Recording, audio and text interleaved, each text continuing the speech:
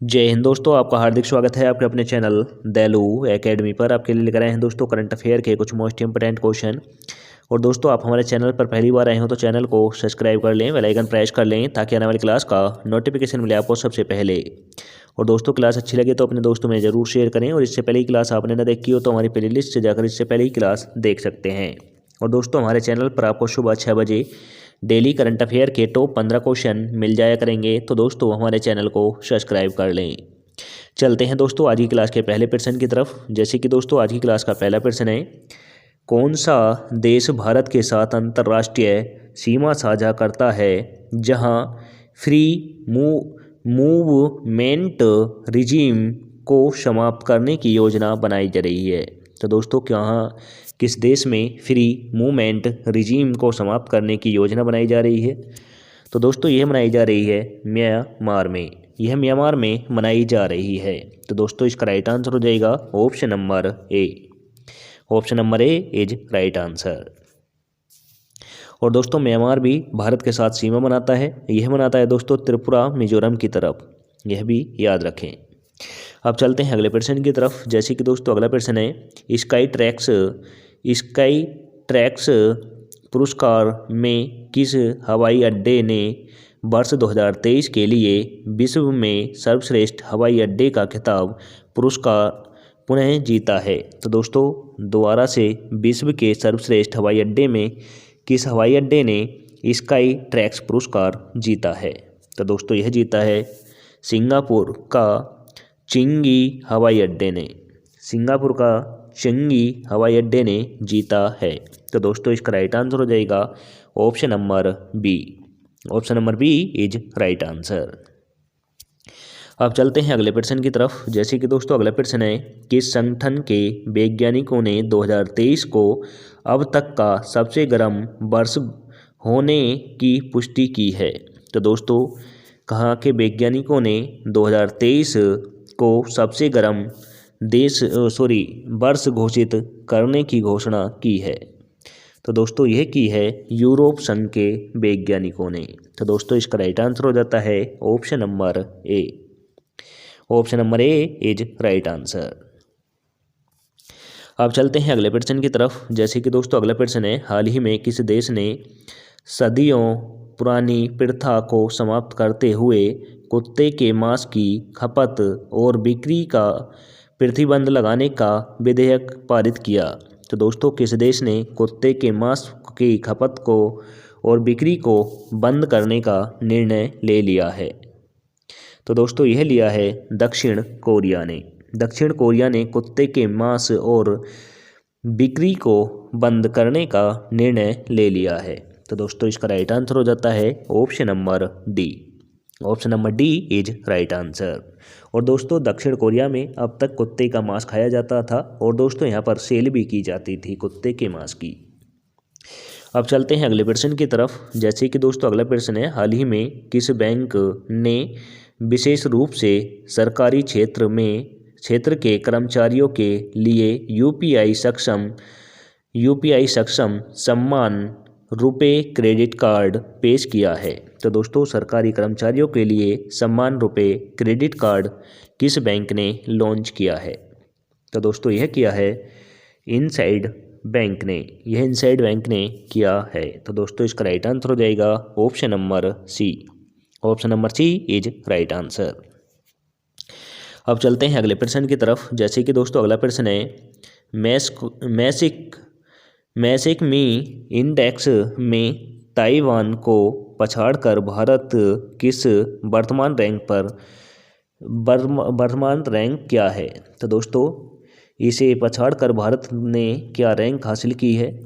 तो दोस्तों, यह की है दूसरी रैंक हासिल की है। तो दोस्तों, इसका राइट आंसर हो जाएगा option number C. Option number C is right answer.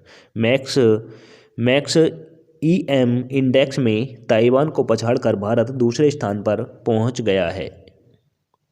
अब चलते हैं अगले प्रश्न की तरफ। जैसे कि दोस्तों, अगला प्रश्न है, सशस्त्र बलों के लिए डीआरडीओ द्वारा लॉन्च की गई स्वदेशी असॉल्ट राइफल का नाम क्या है?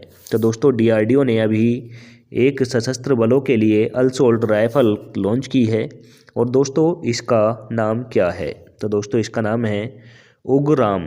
उग्राम इसका नाम है। तो दोस्तों इसका राइट आंसर हो जाएगा option number A. Option number A is right answer.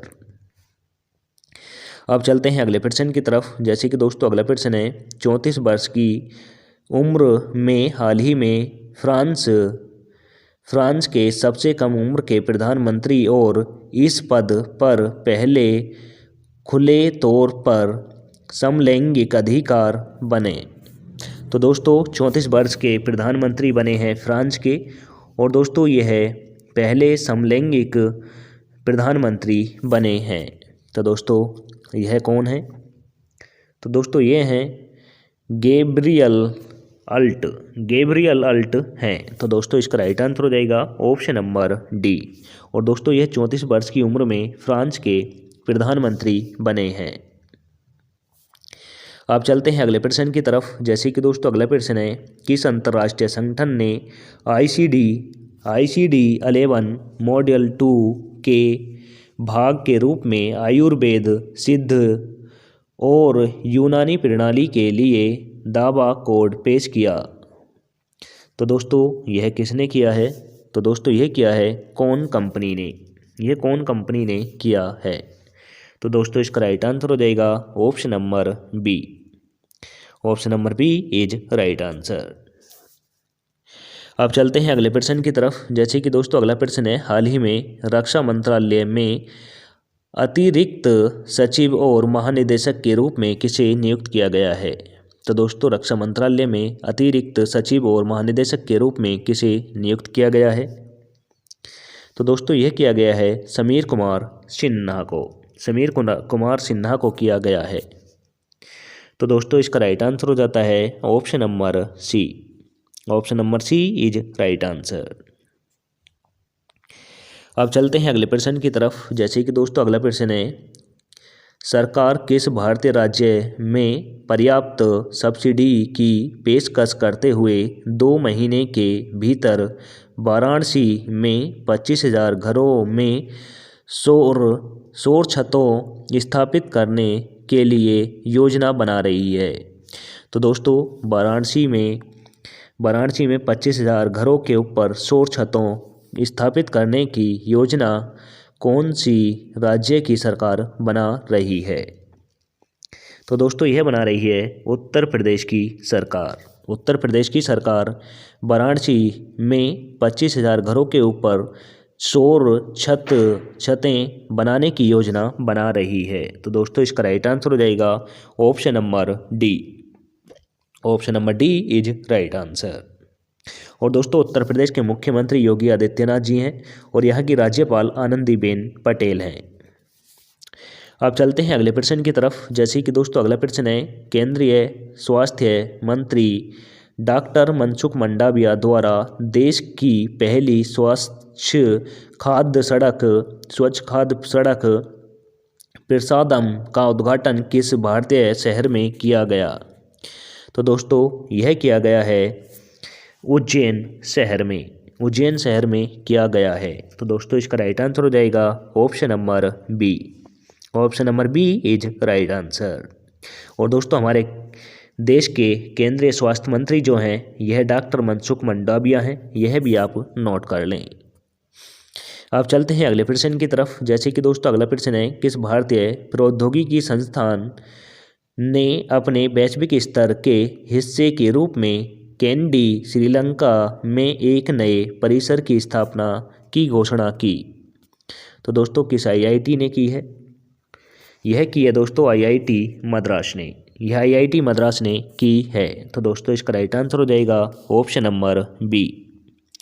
Option number B is right answer. अब चलते हैं अगले प्रश्न की तरफ। जैसे कि दोस्तों अगला प्रश्न है 2024 Tripadvisor travellers choice award में किस शहर ने शीर्ष सम्मान का दावा किया और लगातार 3 वर्षों तक 1 नंबर वैश्विक गंतव्य का खिताब हासिल किया है? तो दोस्तों यह किसने का किया है, किस शहर ने किया है? तो दोस्तों यह किया है दुबई ने किया है। तो दोस्तों इसका राइट आंसर हो जाएगा option number C. Option number C is right answer. आज दोस्तों इस क्लास में 20 क्वेश्चन है, तो दोस्तों लास्ट तक जरूर बने रहें। अब चलते हैं अगले प्रश्न की तरफ। जैसे कि अगला प्रश्न है, 2024 में कौन सा देश यूनेस्को विश्व धरोहर समिति के अध्यक्षता करेगा और इसके 46वें सत्र की मेजबानी करेगा? तो दोस्तों यूनेस्को विश्व धरोहर समिति 2024 की अध्यक्षता कौन सा देश करेगा और दोस्तों यह सत्र 46वें सत्र की मेजबानी होगी? तो दोस्तों ऐसा करेगा हमारा देश भारत करेगा। तो दोस्तों इसका राइट आंसर हो जाएगा option number B. Option number B is right answer. अब चलते हैं अगले प्रश्न की तरफ। जैसे कि दोस्तों अगला प्रश्न है, चक्रवात अलवरो ने 2024 के पहले चक्रवात के रूप में किस देश में दस्तक किए? तो दोस्तों चक्रवात अलवर 2024 ने किस देश में पहले दस्तक किए थे?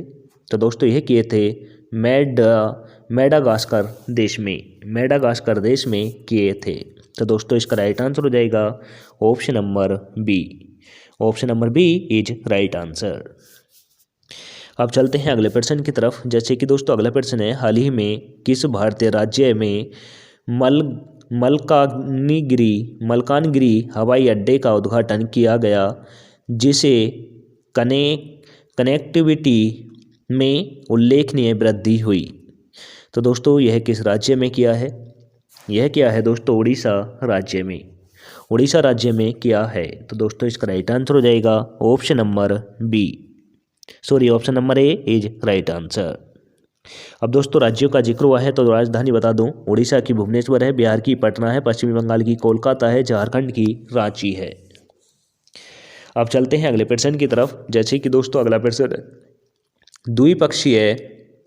द्विपक्षीय संबंधों को मजबूत करने और क्षेत्र में सभी के लिए सुरक्षा और विकास के दृष्टिकोण का समर्थन करने के लिए 8 जनवरी 2024 को कौन सा भारतीय नौसेना जहाज कोलंबो श्रीलंका पहुंचेगा? तो दोस्तों यह कौन सा जहाज 8 जनवरी 2024 को कोलंबो में पहुंचा है? तो दोस्तों यह पहुंचा है INS कावारा पहुंचा है। तो दोस्तों इसका राइट आंसर हो जाता है option number A. Option number A is right answer. अब चलते हैं अगले प्रश्न की तरफ। जैसे कि दोस्तों अगला प्रश्न है, किस मीडिया कंपनी ने 2023 से 27 की अवधि के लिए अंतर्राष्ट्रीय हॉकी महासंघ के साथ 4 साल के मीडिया अधिकार समझौते पर हस्ताक्षर किए हैं? तो दोस्तों 4 साल के मीडिया अधिकार समझौते पर किस मीडिया ने हस्ताक्षर किए हैं? तो दोस्तों यह किए हैं वायाकॉम 18 ने किए हैं। तो दोस्तों इसका राइट आंसर हो जाएगा option number D. Option number D is right answer. अब चलते हैं लास्ट क्वेश्चन की तरफ। जैसे कि लास्ट क्वेश्चन है आज की क्लास का, पावर फाइनेंस कॉरपोरेशन को किस शहर में एक वित्तीय कंपनी स्थापित करने के लिए भारतीय रिजर्व बैंक से मंजूरी मिली जिससे इसके शेयर में लगभग 1% की वृद्धि हुई है? तो दोस्तों यह किस शहर को मिली है? तो दोस्तों यह मिली है गिफ्ट सिटी गुजरात को मिली है। तो दोस्तों इसका राइट आंसर हो जाएगा option number A. Option number A is right answer. अब चलते हैं दोस्तों टेस्ट वाले क्वेश्चन की तरफ, जिसका आंसर आप सभी को कमेंट करके देना है। तो दोस्तों आप सभी तो नहीं देते, लेकिन निशा ठाकुर और एक राज भाई हैं, वह इसका आंसर हमेशा सही कमेंट करके देते हैं। तो दोस्तों आशा करता हूँ आप भी उन्हीं की तरह सही आंसर कमेंट करके दिया करें। तो दोस्तों क्वेश्चन बोले देता हूँ, पढ़ देते हैं। फ़ोन पे के अंतर्राष्ट्रीय भुगतान व्यवसाय के मुख्य कार्यकारी अधिकारी के रूप में किसे नियुक्त किया गया है? तो दोस्तों फ़ोनपे अंतर्राष्ट्रीय भुगतान व्यवसाय के मुख्य कार्यकारी अधिकारी कौन बने हैं, यह आपको कमेंट करके बताना है। तो दोस्तों ऑप्शन नंबर ए में दे रखा है Ritesh Pai, option number B में दे रखा है दोस्तों Vikram Sharma, option number C में दे रखा है Rahul Chari, option number D में दे रखा है दोस्तों भावेश अग्रवाल। तो दोस्तों आंसर कमेंट करके दें और आज की क्लास कैसी लगी यह भी आप कमेंट करके बताएं। और दोस्तों एक आपसे रिक्वेस्ट है, आप जिस तरह से हमारे फॉलोवर्स बढ़ रहे हैं और व्यूज भी लगातार ग्रो कर रहे हैं, तो दोस्तों मैं आपको एक गिफ्ट देना चाहता हूं। जैसे कि हमारे वीडियो पर जिस दिन 10,000 व्यूज़ आने स्टार्ट हो गए, तो दोस्तों उस दिन से आपको मैथ, रीजनिंग, हिंदी, जीके और बाकी चीज़ों की जो क्लासेस लाइव हम आपको दे सकते हैं वह क्लासेस आपको फ्री ऑफ कॉस्ट हम अपने विद थ्योरी अपने चैनल पर फ्री क्लासेस देंगे। जैसे कि दोस्तों काफ़ी संस्थान हैं, उन्होंने अपने ऐप डेवलप कर वो वहाँ पर अपने पेड कोर्स बेचते हैं, यानी सेल करते हैं, कोर्स बेचते हैं। हम ऐसा नहीं करेंगे, आपको बिल्कुल free of cost live classes देंगे। तो दोस्तों अगर आप भी चाहते हैं लाइव क्लासेज आपको थ्योरी की बिल्कुल फ्री मिलें, तो दोस्तों अपने दोस्तों में ज़रूर शेयर करना और हमारे 10,000 व्यूज़ आने का इंतज़ार करना। दोस्तों शेयर तब तक करते रहना जब तक हमारे 10,000 व्यूज़ आने स्टार्ट ना हो जाएं। और दोस्तों जिस दिन स्टार्ट हो जाएं उससे कंटिन्यू उसी मंथ के अंदर आपको फ्री ऑफ कॉस्ट ये क्लासेस देखने को मिल जाएंगी। तो दोस्तों इसमें ज़रूर हेल्प करें। मिलेंगे दोस्तों नेक्स्ट क्लास के साथ। जय हिंद, वंदे मातरम।